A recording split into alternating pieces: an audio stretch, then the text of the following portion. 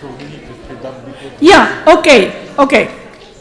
I'm loud in my voice always, even without microphone. So let's start, because I have a very sure impression that we are going to have very interesting presentation yet. We have had already so interesting day today, but we will continue. Shall we continue? Yeah, okay. So, and first, I'm very happy to ask Professor Petrikonis with colleagues to present real life, I mean, the patients' cases. Yeah.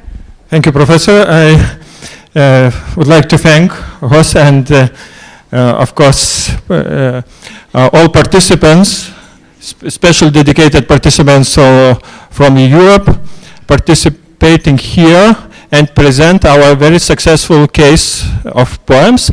And I will say what we decided to do our presentation in three parts: hematology view, neurology view, and short summary. And probably you know what most ineffective method for education is lecturing. But its most effective method is to teach. And I think it's a good time to start to teach for our young rising star in hematology, Domas Vaitiekus. Thank you.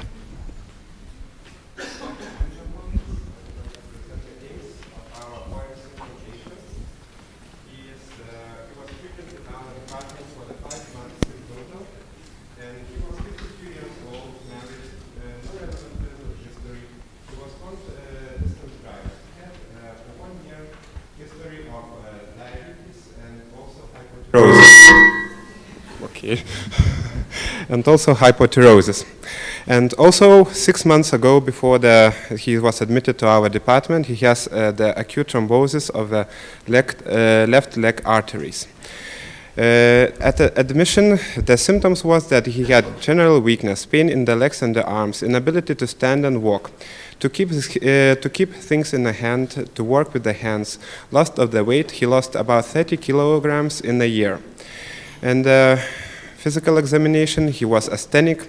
His strength in the arms was 2 points, in the legs 1 or 2 points, and reflex in the legs and arms were absent. We also found enlarged liver and the spleen, and also we had multiple hemangioma type lesions on the skin. The patient performance status at that moment was 4, and we also had some edemas in the leg.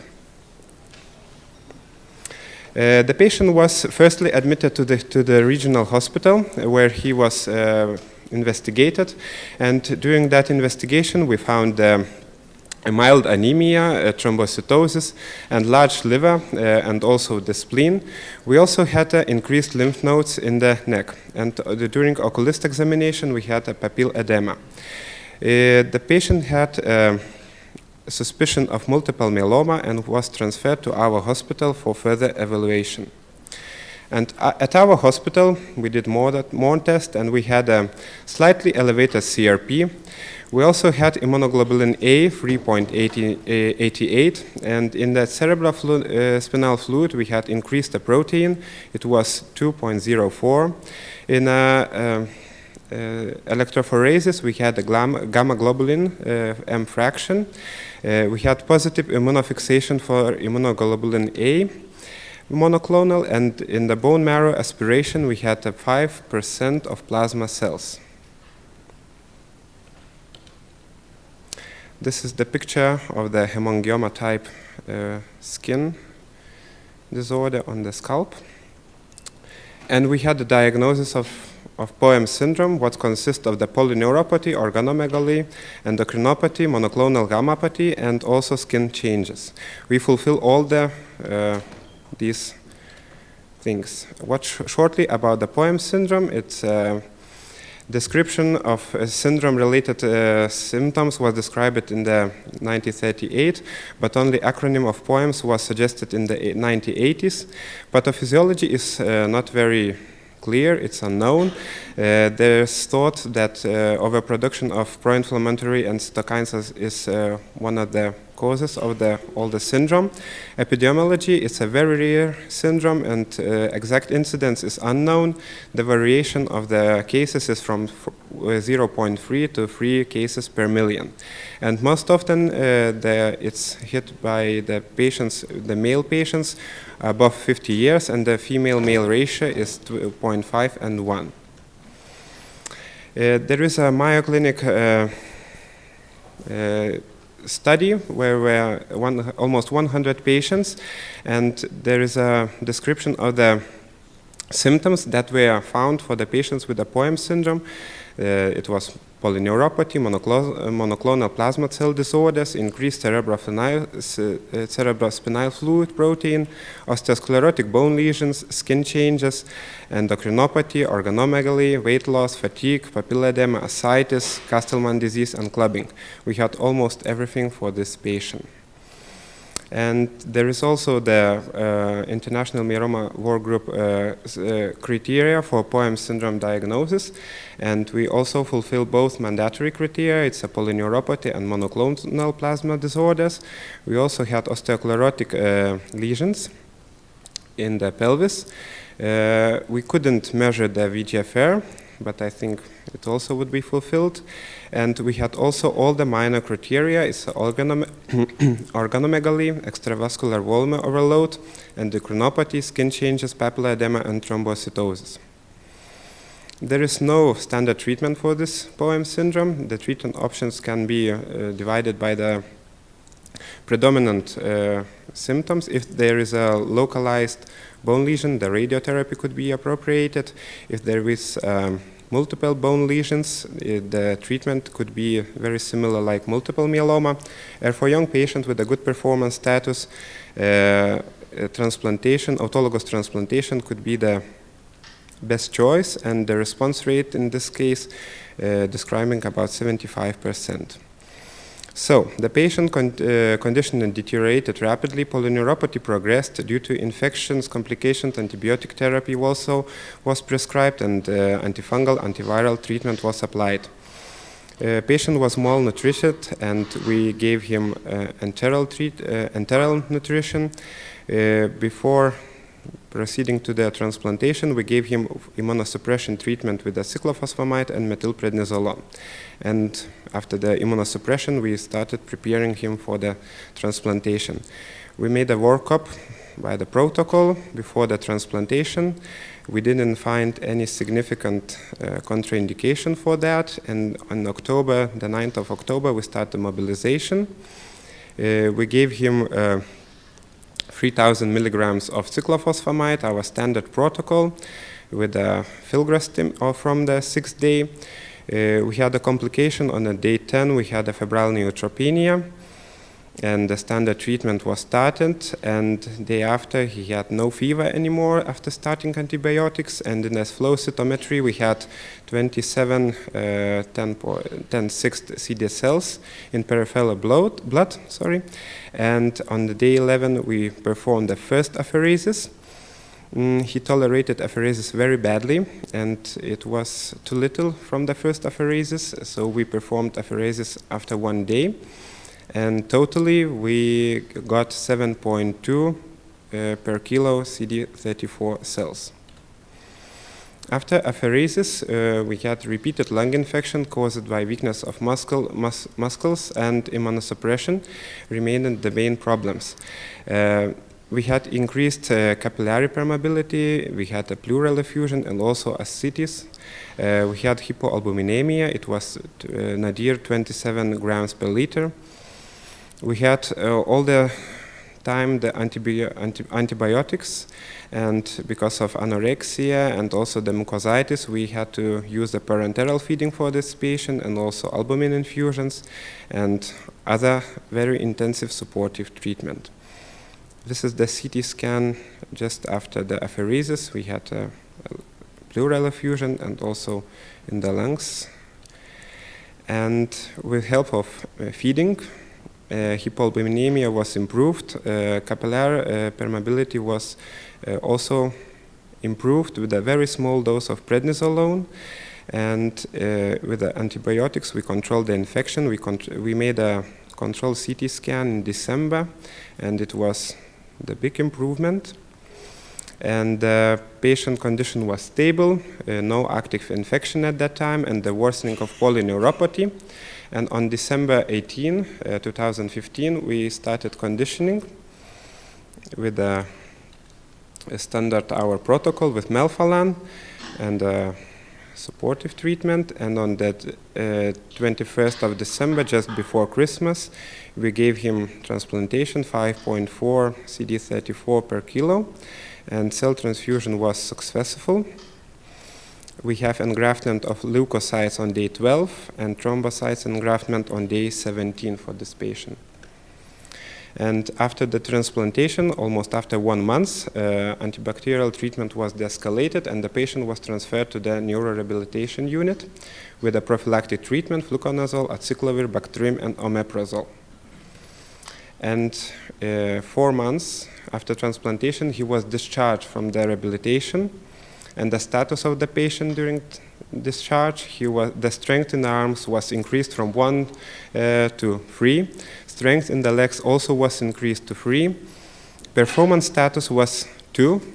Patient is able to eat by himself, make some work. During neurological examination, reflexes can be obtained, and neurological status gradually improving.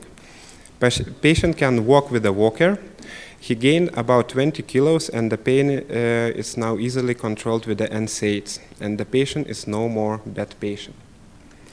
And if not treat, without systemic treatment, patient with a rapidly progressing polyneuropathy become a bed patient, and most patients die to pneumonia caused by hypoventilation and immunosuppression.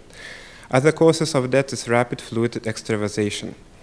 Otherwise, the myeloma patients, they rarely die from bone marrow failure, pathological fractures, or hypocalcemia. And the worst prognosis for the POEMS patients is then we have a fluid extravasation. It's around 2.6 years. Thank you. And the neurologist.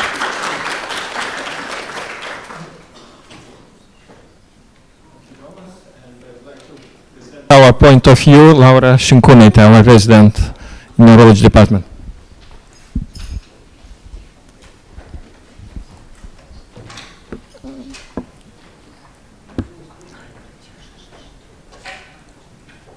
Okay,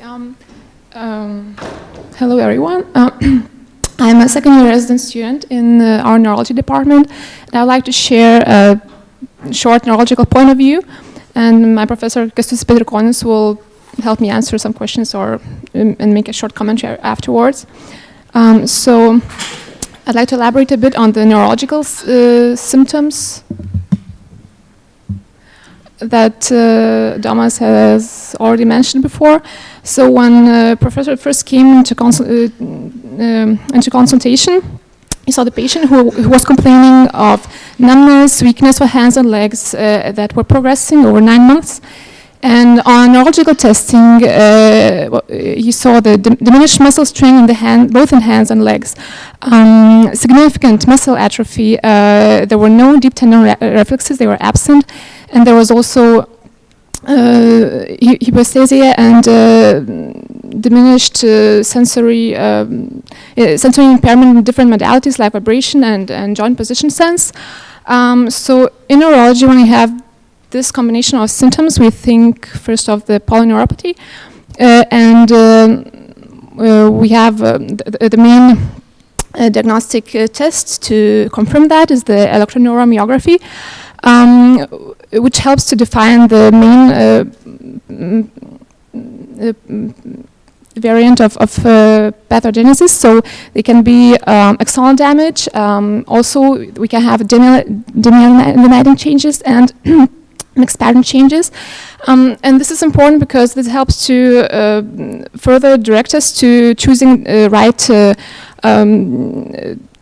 blood test, for example, because if you have axonal damage, you should focus on glucose, vitamin B deficiency, thyroid impairment, and other pathologies. And if you have demyelinating changes, it's really important to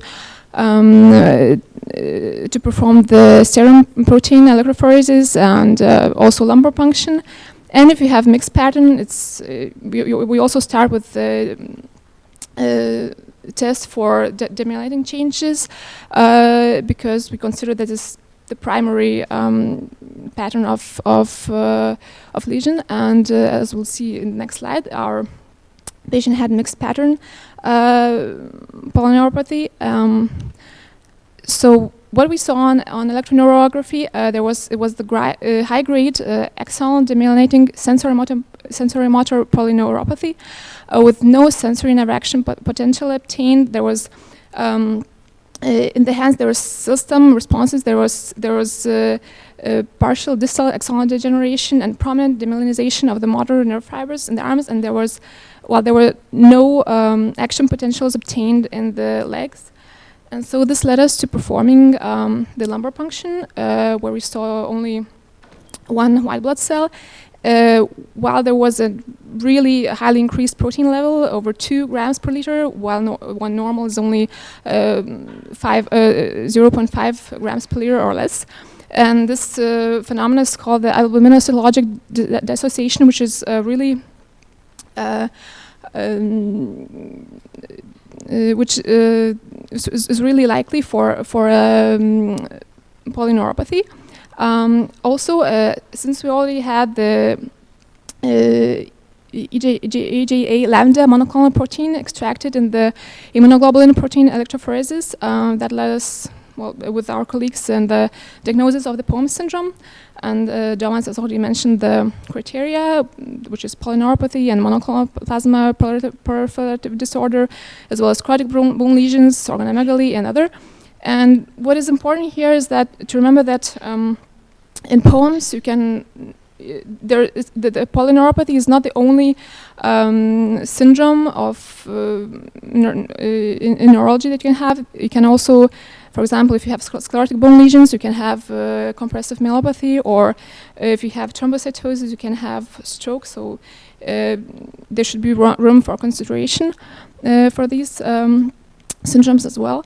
And so, if our patient had this disease in like 30 years ago, there was only one clinical entity, the CIPD, the chronic immune demyelinating neuropathy, with some connection with multiple with myeloma, and he probably would not have been diagnosed.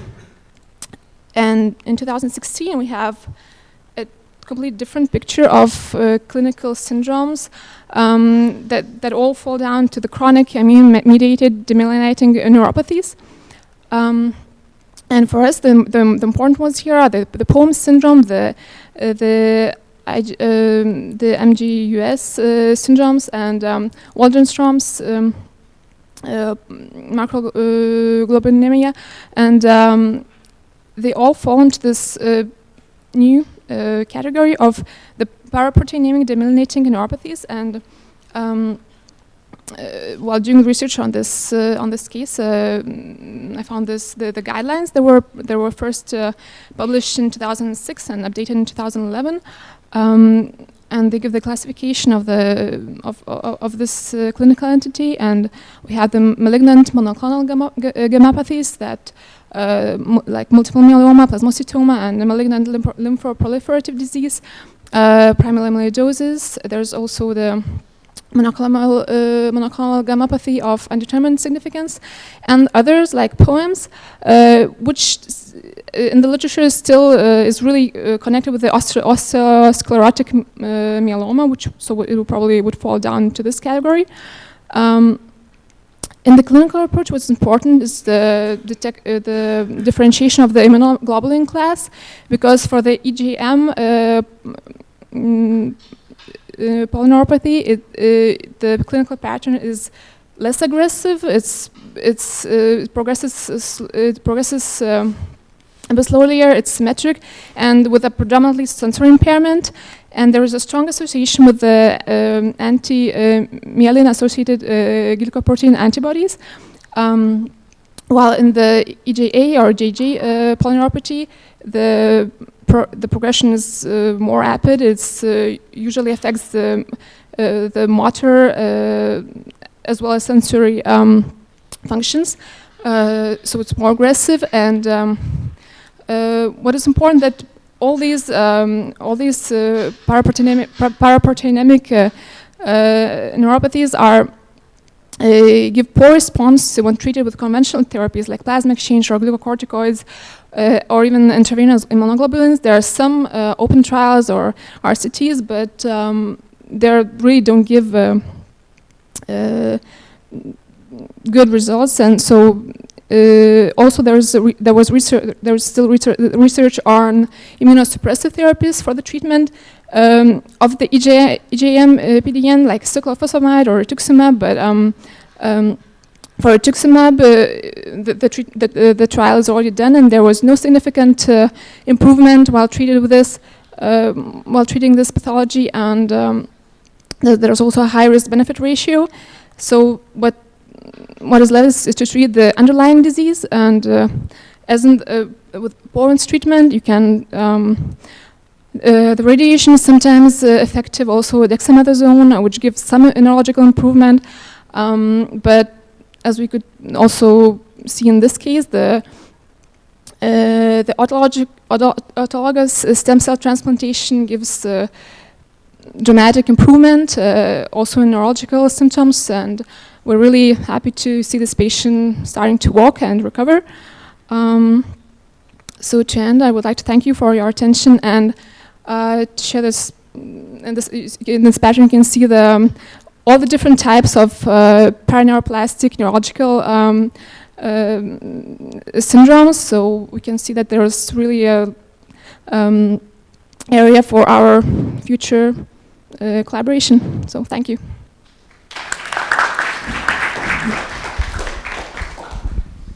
Thank you, Laura and Thomas.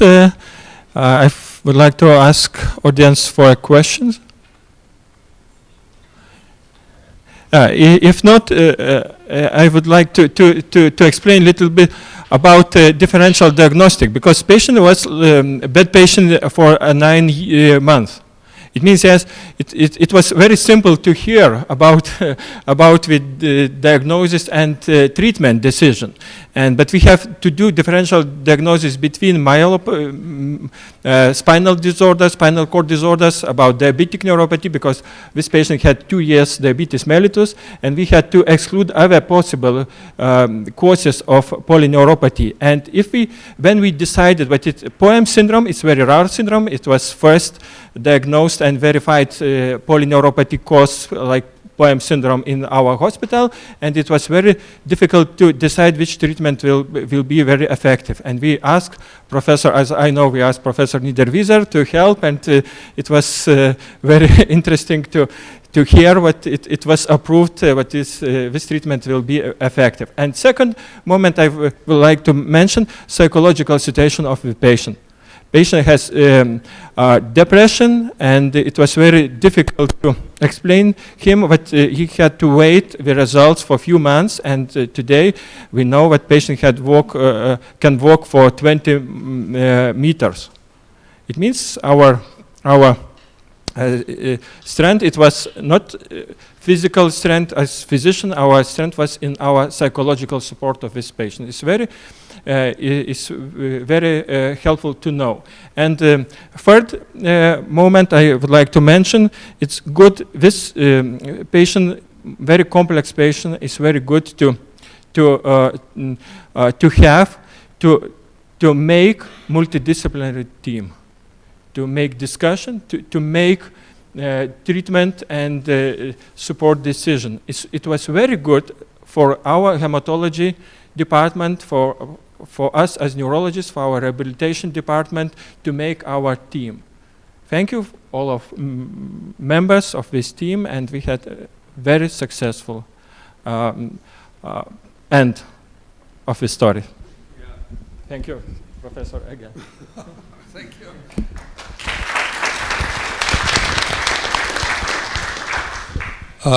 Congratulations, by the way, to have made the right diagnosis and to have thought about autologous transplant. And you know, transplantation is only, it's a cooperation, it's not a hematology treatment. So we had a patient also in Leipzig, which got transplanted 2 years ago, Frau Jeckel.